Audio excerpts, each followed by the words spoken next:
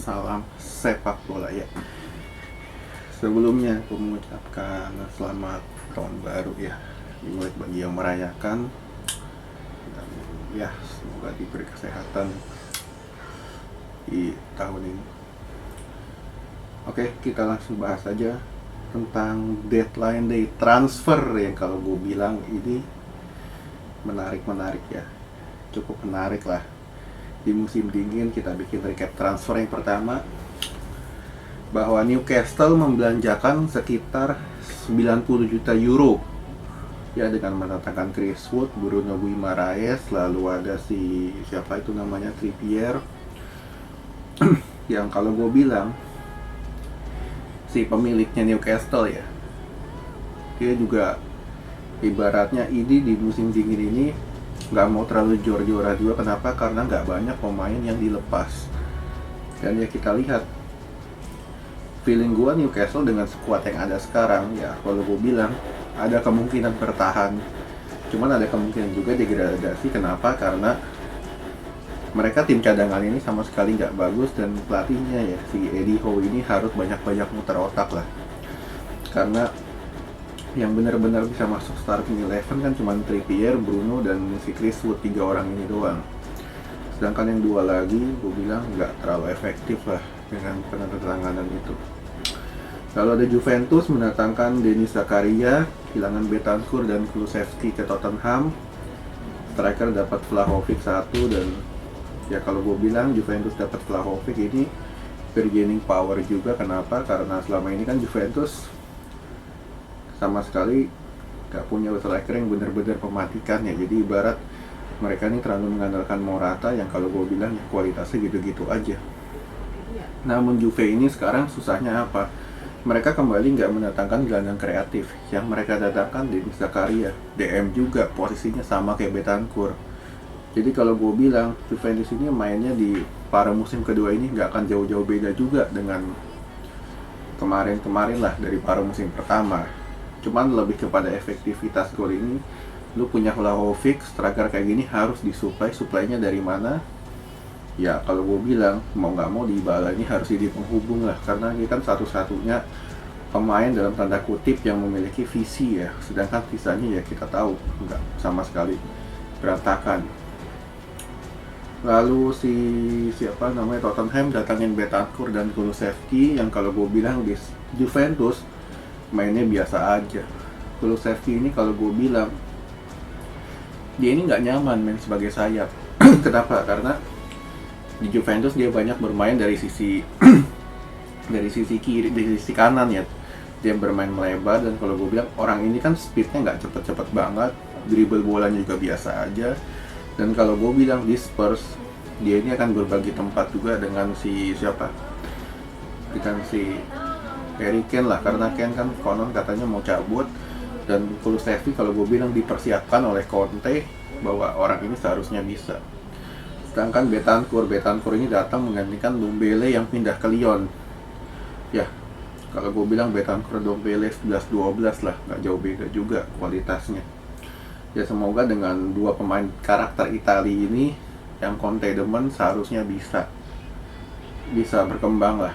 Cuman gue nggak yakin mereka ini akan menjadi plus point juga bagi Juve, bagi si siapa, Spurs. Lalu ada siapa lagi nih, Real Madrid memberikan, bukan Real Madrid ya, orang dalamnya lah, memberikan klarifikasi bahwa Mbappe telah menandatangani perjanjian prakontrak bahwa di musim panas nanti Mbappe resmi bergabung dengan Real Madrid dengan gaji 50 juta euro per musim. Ya, kalau gue bilang Madrid ini mulai gencar, dan mereka sekarang lebih fokus ke pemain-pemain bintang, tapi kontraknya udah mau habis. Kenapa? Karena mereka nggak perlu bayar fee, tinggal gue naikin gajinya doang, yang kalau gue bilang nggak jadi masalah juga buat Madrid. Dapat Mbappe kalau misalkan memang benar-benar sudah pasti bergabung dengan Madrid, ini menjadi salah satu rekrutan terpintar di musim panas ini, di musim dingin ini ya kalau gue bilang. Lalu ada siapa lagi nih? Ya, Inter mendatangkan Robin Gosens nih. Kalau gue bilang Inter sejak Hakimi keluar mereka nggak punya bek kanan, Yang awalnya datangnya Dumfries diharapkan menjadi pelapis, cuman nggak berkembang juga. Gosens udah cukup lama di Italia, main di Atalanta, bermain sebagai sistem seharusnya nggak jadi masalah. Bermain di Inter ya, posisinya juga sama, back sayap kanan lah. Lalu siapa lagi? Aubameyang dalam tanda kutip resmi ke Barca. Ya cukup menyita perhatian juga. Kenapa? Karena awalnya Aubameyang ini nggak mau turun gaji dari 350.000 euro ke 100.000 euro, dan Arsenal katanya untuk itu juga ya ongkos transfer lah, karena kontraknya kan masih 1,5 tahun. Cuman ya pinternya Barca ini, ketika mereka nggak ada pemain, yang mereka lakukan adalah gue mundur dulu sampai si pemilik pemain ini melunak dan Arsenal melunak. Kenapa? Karena gue bilang ya daripada dia nggak kepake juga di Arsenal, lebih baik dilepas aja. Lalu dengan gajinya konon katanya kan cuma 100.000 euro, dengan kontrak sisa 1,5 tahun, ya seharusnya Barca dapat lah. Dan sekarang kan lagi tinggal tes medis sama nego gaji agennya ya, via agennya, harusnya nggak jadi masalah. Lalu ada siapa ini ya, dengan rekrutannya si Barca ini, kalau gue bilang mereka datengin Auba, Adama, lalu si Ferran Torres.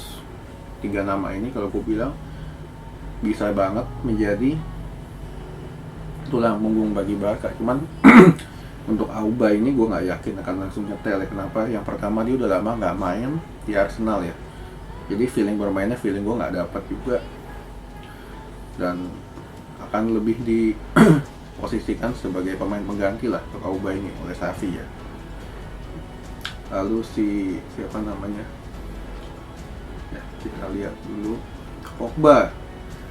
Pogba akan bertahan apabila Rangnick mau menjadi manajer permanen ya. Feeling gue ini lip service aja. Kenapa? Karena ya, sekarang Pogba ini kan citranya lagi buruk, ngotot mau pindah bla bla segala macam. Dan klub ketika melihat pemainnya citra buruk ini, gak yakin juga mau rekrut. Contoh gampangnya kayak siapa ya, kayak Dembele kan, citranya udah buruk, gampang cedera pula. Sama kasusnya kayak Pogba, gampang cedera pula juga. Dan Dembele kan gak ada yang mau rekrut juga dia sekarang di musim dingin ini. Dan Pogba juga, cuma Peter ya, Pogba ini dia lakukan lip service lah. Cuman feeling gua Pogba gak akan bertahan di MU. Kenapa? Karena ya, yang pertama dia kepengen banget pindah ke Madrid, dan Madrid juga welcome kalau gue bilang. Ya seharusnya di musim panas ini Pogba bisa ke Madrid lah. Oke, sekian dulu.